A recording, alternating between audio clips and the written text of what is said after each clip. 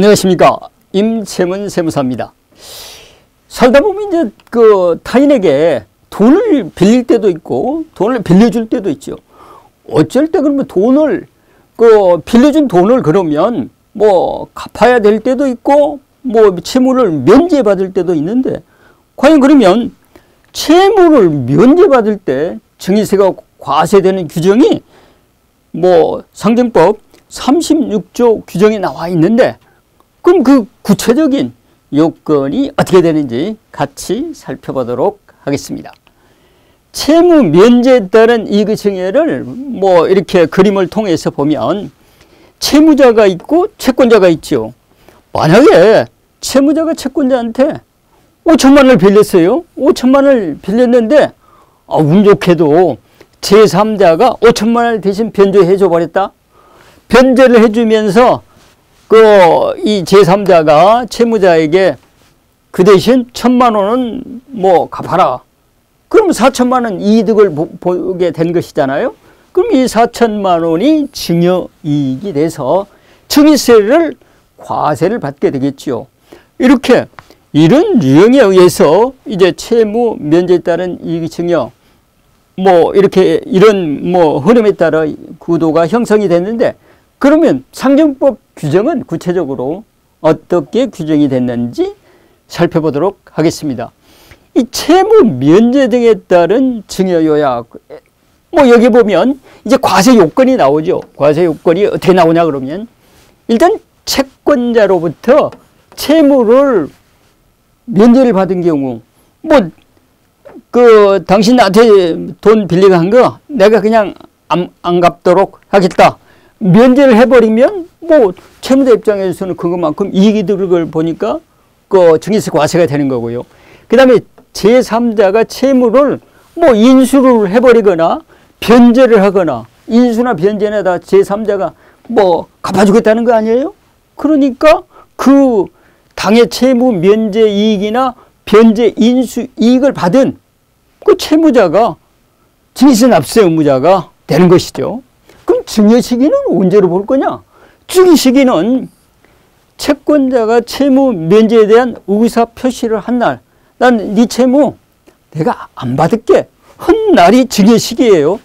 그리고 제3자와 채권자 간 채무 인수 뭐 인계 계약을 체결한 날, 이건 뭐 이제 약정서나 체결된 근거 서류가 있으니까 되지만, 실무적으로 보면 채권자가 채무 면제에 대한 의사 표시한 날이 언제인지 규정이 안 되잖아요.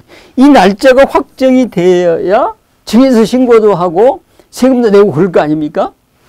근데 제가 실무를 해보니까 아버지가 아들한테 돈을 빌려줬어요. 그런데 돈을 빌려줘도 이자를 안 받기로 했다고 해도 1년에 이 4.6%에 해당되는 이자를 계속 이자를 안 줬으니까 4.6%에 해당되는 금액이 증여 과세가액으로 봐가지고 계속 해년마다 증여세를 신고해 줘야 되는 문제가 생기더라고요.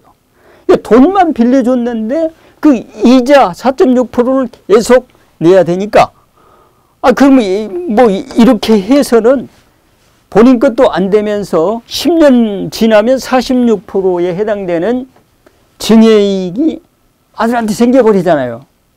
그래서 그렇게 하시지 말고 약정서를 하나 써서, 채무 면제에 대한 약정서를 써서 차라리 증여세를 내는 것이 훨씬 낫지 않냐.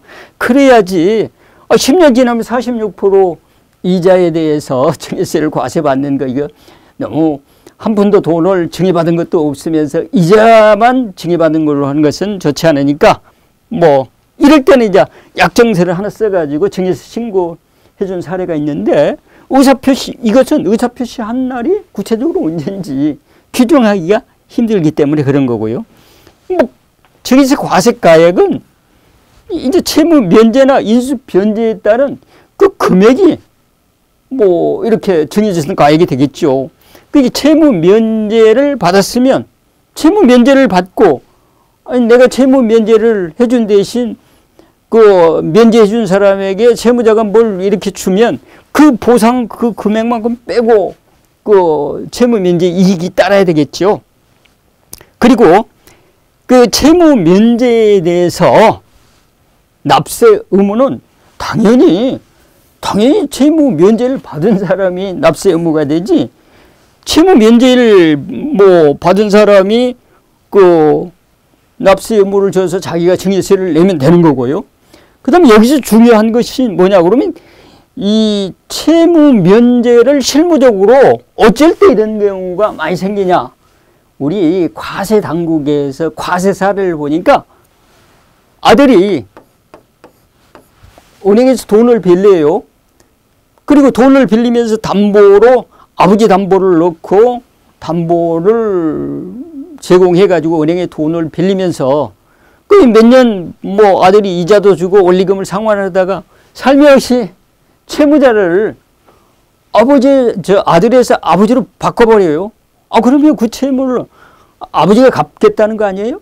그럴 때 증여로 봐가지고 증여세 채무를 아버지가 인수를 했죠. 그럴 때 채무자 명의를 바꾸면서 실질적으로 원리금을 아버지가 갚을 때 이런 경우도 그 과세당국에 포착되어갖고 증여세 과세된 사례가 있고요. 우리 이제 세무 대리인들이 기장을 하다 보면 뭐 가지금이나 가수금 많이 나오잖아요.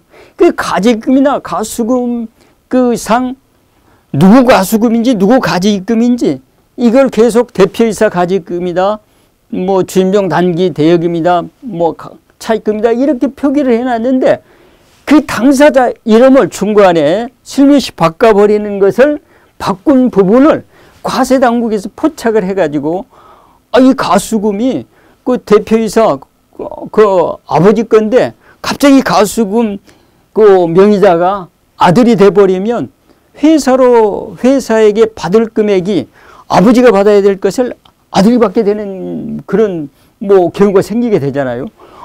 이런 경우가 생길 때 그것도 어떻게 과세당국에서 알고 증여세 과세한 사례가 있습니다. 그러니까 이 부분은 뭐 실무상에서 많이 나타나는 부분은 아니지만 그래서 채권 채무 관계에 있을 때 채무를 다른 사람이 인수를 하거나 변제를 해줄 때 증여세가 과세된다는 규정이 있다는 거 염두에 두시면 고맙겠습니다. 감사합니다.